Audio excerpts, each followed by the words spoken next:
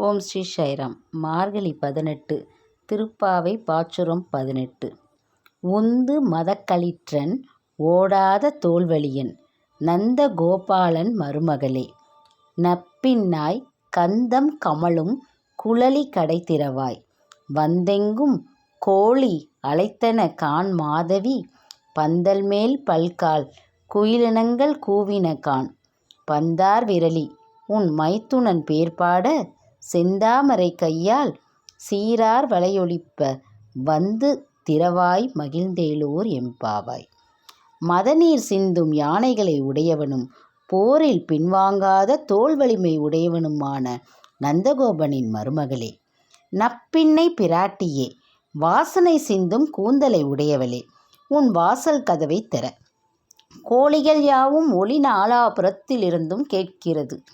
குறுக்கத்தி கொடியின் மேல் அமர்ந்து குயில்கள் பாடத் துவங்கிவிட்டன.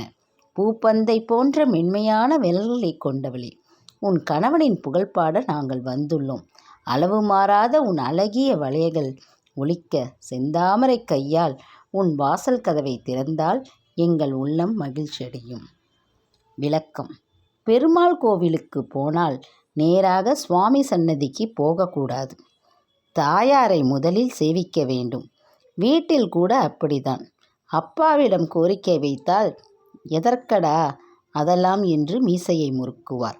அதையே அம்மாவிடம் சொல்லி அப்பாவிடம் கேட்க சொன்னால் அதே கோரிக்கை 10 நிமிடத்தில் நிறைவேறிவிடும்.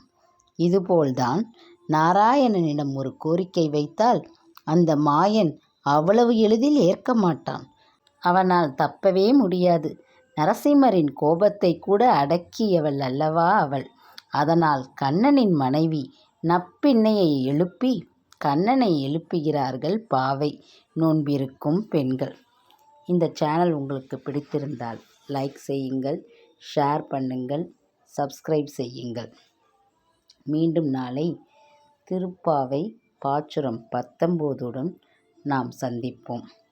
ஜெய் சாய்ராம்.